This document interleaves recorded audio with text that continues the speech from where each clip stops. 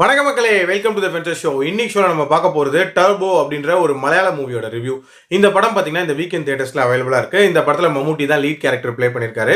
மம்முக்காவோட mass commercial Avatar தான் இந்த படம். இந்த படத்தோட ட்ரெய்லர் வந்த உடனே கிளியரா தெரிஞ்சிச்சு இது வந்து ஒரு ஃபுல் அண்ட் ஃபுல் ஒரு மாஸ் கமர்ஷியல் மூவின்ட்டு.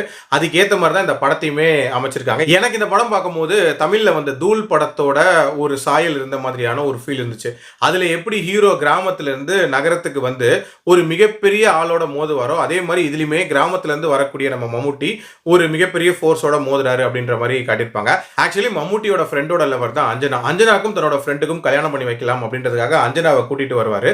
சந்தர்ப்ப சூழ்நிலை காரணமாக அஞ்சனாவோடய இவர் வந்து சென்னைக்கு திருப்பி டிராவல் பண்ற மாதிரியான ஒரு சிச்சுவேஷன் உண்டாகும். சென்னையில ஆக்சுவலா ஒரு மிகப்பெரிய பினான்சியல் கிரைம் ஒன்று நடந்துட்டே இருக்கும். அதுக்கு மூல காரணமே வந்து ராஜ்பி ஷெட்டி தான்.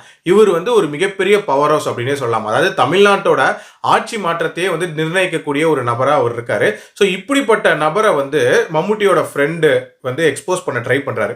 ஸோ இதுக்கப்புறம் என்ன மாதிரியான சம்பவங்கள் நடக்குது, ராஜ்பி ஷெட்டிக்கும் மம்முட்டிக்கும் எப்படி அந்த கிளாஷ் உருவாகுது, கடைசியா எப்படி முடிக்கிறாங்க அப்படின்றது அந்த படத்தோட கதை. இந்த படம்லாம் ஏர்லி 2000ல வந்துருந்துச்சுன்னு வச்சுக்கோங்களேன், ஒரு மிகப்பெரிய கமர்ஷியல் ஹிட்டா அமைஞ்சிருக்கும் அப்படின்னே சொல்லலாம். பட் இன்றைய காலகட்டத்தில் பார்க்கும்போது ரொம்பவே ஒரு அவுடேட்டடான ஒரு கதை அப்படின்ற மாதிரி தான் இருந்துச்சு.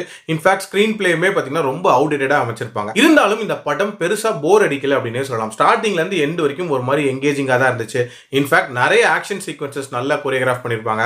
மம்முட்டியை பொறுத்த வரைக்கும் அந்த மாஸ் ஹீரோவா ரொம்ப நீட்டா தன்னோட பெர்ஃபார்மன்ஸை வெளிப்படுத்தியிருந்தாரு.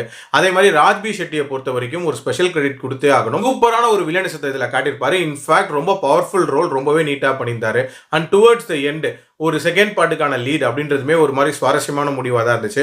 இது மாதிரி நிறைய மூமெண்ட்ஸ் இந்த படத்தில் நல்லா இருந்தாலும் ஸ்டில் இந்த படத்தில் நிறைய கிளீஷேவான மூமெண்ட்ஸ் அப்படின்றது இருக்க தான் செய்யுது. அதாவது ஹீரோவை தேவையே இல்லாமல் புகழ்றது, தேவையே இல்லாத சில ஸ்டண்ட் காட்சிகளை உள்ள வைக்கிறது, தேவையே இல்லாத சில சாங்ஸை புகட்டுறது அப்படின்ற மாதிரி நிறைய விஷயங்கள் தேவையில்லாதது இந்த படத்தில் இருக்க தான் செஞ்சிச்சு. மம்முட்டி ஒரு மாறுதலுக்காக ஒரு மாஸ் கமர்ஷியல் மூவி பண்ணுறாரு அப்படின்றதெல்லாம் ஓகே தான். பட் அதை இன்னும் கொஞ்சம் புதுமையாக இப்போ இருக்கிற ட்ரெண்டுக்கு ஏற்ற மாதிரி கொஞ்சம் எடுத்துருக்கலாம் அப்படின்னு தான் தோணுச்சு. நிறைய விஷயங்கள் ரொம்பவே ப்ரெடிக்டபிளாக இருந்துச்சு. அதாவது யார் இறக்க போறா, யாருக்கு என்ன நடக்க போகுது அப்படின்றதெல்லாம் நீங்க ரொம்ப ஈஸியாவே ப்ரெடிக்ட் பண்ணலாம். ஸோ இந்த மாதிரியான கமர்ஷியல் டிராமா உங்களுக்கு பிடிக்கும் அப்படின்னா கண்டிப்பா இந்த படத்தை ட்ரை பண்ணி பாருங்க. பட் மம்முட்டியோட ஒரு சிக்னேச்சர் டச் இருக்கக்கூடிய படங்கள் நீங்க எதிர்பார்க்குறீங்க அப்படின்னா உங்களுக்கு இந்த படம் பிடிக்காம போறதுக்கான சான்சஸ் இருக்கு.